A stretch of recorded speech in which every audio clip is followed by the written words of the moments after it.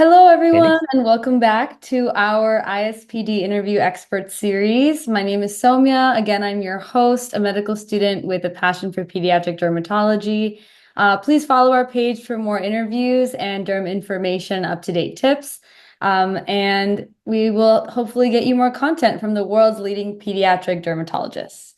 Our third guest on the series today is Dr. Larralde, who is here to speak with us. Dr. Larralde, welcome. Could you please tell us a little bit about yourself?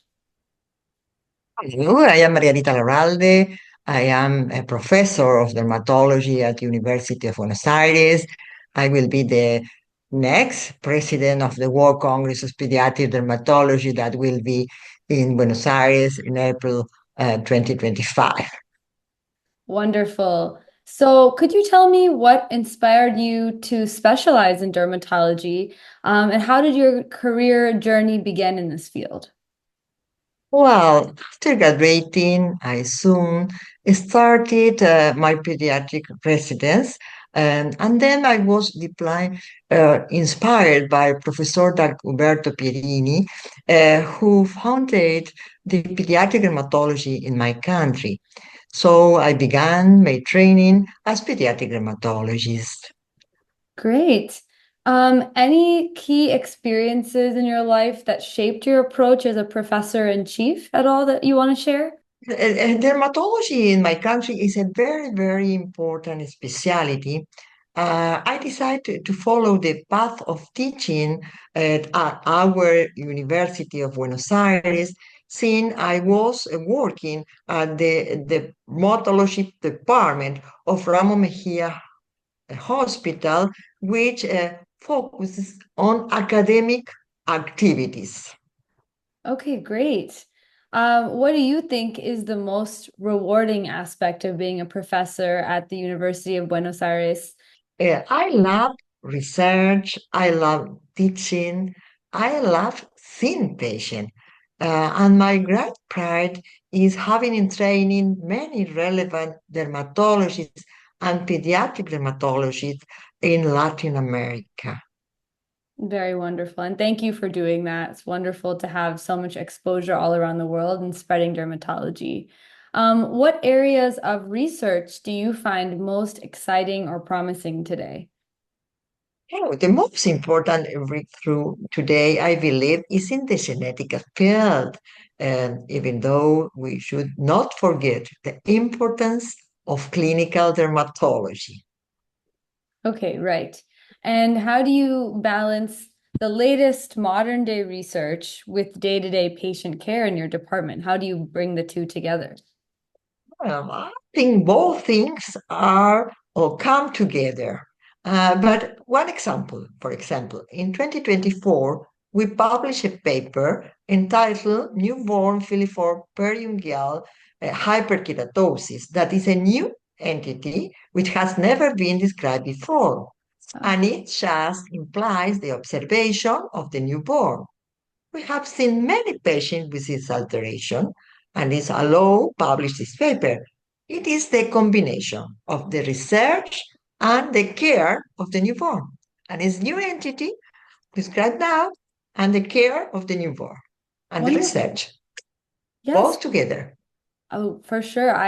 I think when we read about the paper later on, we can link it in our description and hopefully more people can see this paper when I publish the interview later on. Can you discuss any significant advancements or trends in dermatology that you've seen over your career? Advances in the genetic field have offered us new treatments, very interesting for patients and make a significant impact on the quality of life of our patient and have reduced morbidity and mortality of our patients. I think it's important, the genetic.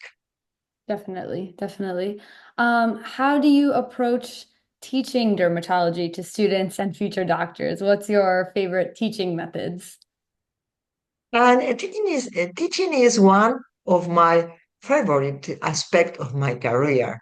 My approach is to see patient as a whole, considering clinical and psychological aspect, as well as the family and the social involvement. And I think it's very important for all the patient. So, can you share a memorable experience mentoring a student or a resident that left a lasting impression on your career? Yes, I have many memorable experience with students who have um, succeeded in reaching diagnosis in very difficult diseases. For example, we published recently one paper about Happle tinctures, and this new, relative new syndrome. And we have the series of these cases, and the resident helped me a lot, and he thought about this difficult diagnosis. And Netterson syndrome, I have a lot of my residents work hard. Very good. Yeah, I think residents are the backbone to a lot of research projects. What challenges do you face managing both academic and clinical responsibilities in both dual roles you have? And to be honest, I don't find it a challenge. I really feel very comfortable doing both academic and clinical responsibilities. Great, great. That's good to hear. How do you foster innovation and collaboration in your department at the Hospital Aleman? In our department, we perform discussion about clinical cases every week. We publish several papers every year. I believe it's very important. Fellows and residents and not only attend Congress, but present cases and research in this Congress. Great. Yeah, and that's so important. And it's good to always have young voices and experienced voices, everything together. What advice would you give to young dermatologists looking to pursue leadership roles in an academic or clinical setting? I would advise them to develop great relationships with their colleagues. I think it's important the relationship, the residents with them, and the work hard. The work hard. The work hard is the most important for me. Oh, definitely. Yep. It takes hard work to get anywhere, and especially in dermatology. So how do Yes. you ensure that patient care in dermatology stays at the front despite all this technology and research and treatment? How do we make sure patient care stays at the front? I think this is a very important point, and I think it's essential the ethic and should be in the first place. But, for example, and use new treatment and technology only when it is necessary. I think it's important, no?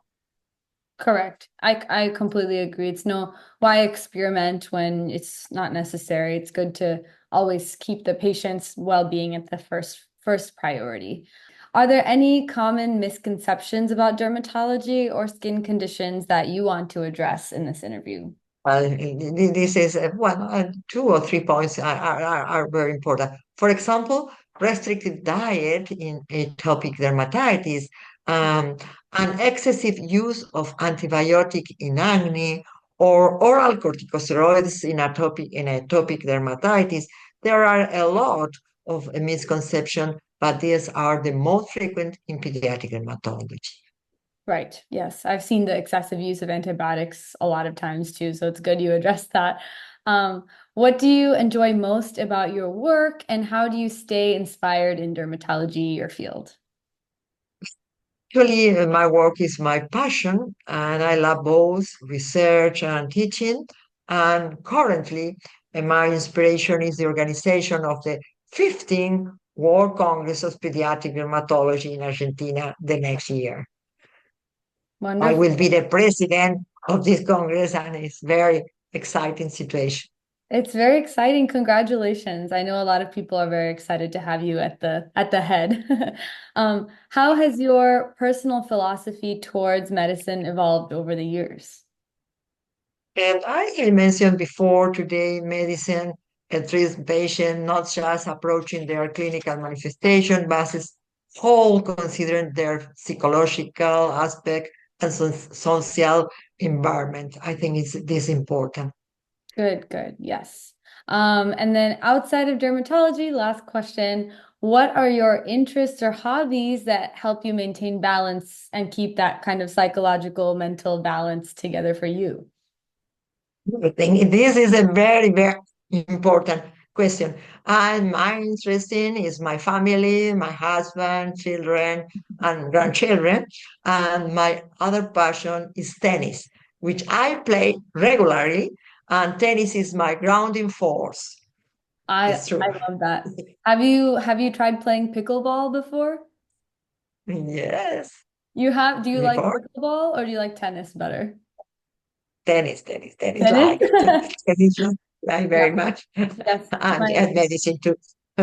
Great, great. Yeah, my husband plays tennis, but he doesn't like pickleball that much, even though it's such a popular. No, pickleball is no, it's very, very difficult. Yes, now I understand your question.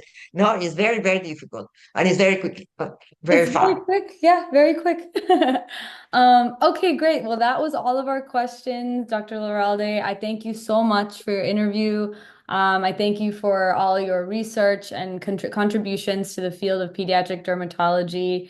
We really look forward to having you as the head and the president of the World Congress. So thank you so much overall.